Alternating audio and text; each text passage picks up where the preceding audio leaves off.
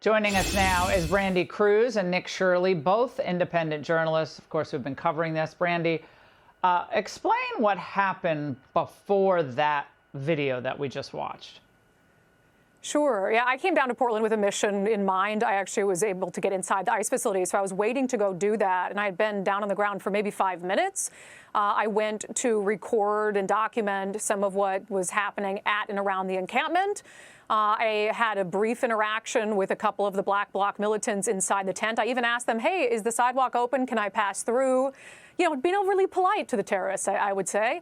And then as I was trying to go back around, I was literally walking outside their tent area, not in it, around it.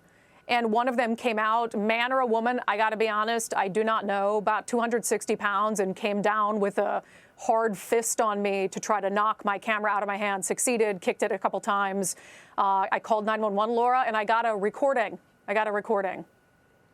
Well, that's kind of par for the course right now. I mean, Nick, this is dangerous there. I mean, I know it's been cleaned up. I was wondering if you talked to any environmentalists who were upset. I was watching your video with all of the trash and food, Nick, and all medicines. I mean, that is a hazard. That could get into the water supply, into the sewer system.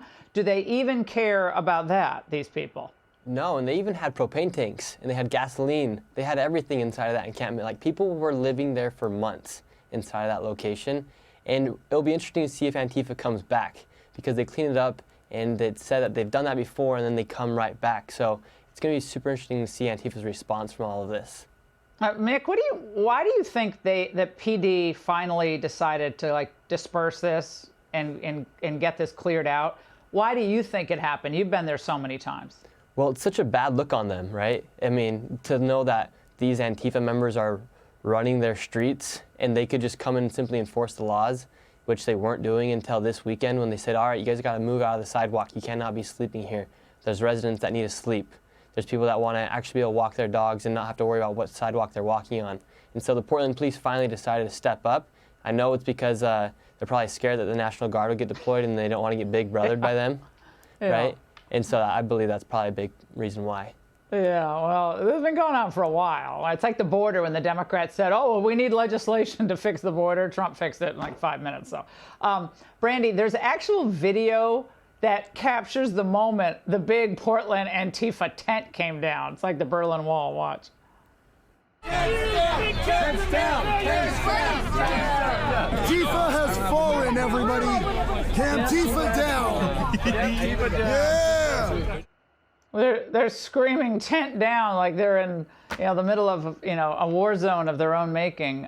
But the residents themselves, do they think this is just a temporary exit on the part of these agitators?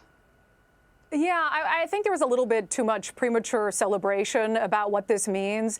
This should have been done on day one. There's no reason to celebrate Portland PD and the Oregon State Police for doing something that should have been done 4 months ago.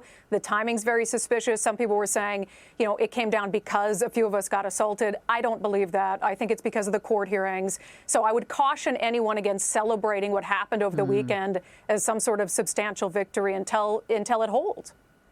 Well, I agree, and some of the journalists were screaming tent down, too. It was a little bit of a melee there. Nick, Brandy, you're doing great work, my friends. Thank you very much. Hey, Sean Hannity here. Hey, click here to subscribe to Fox News YouTube page and catch our hottest interviews and most compelling analysis. You will not get it anywhere else.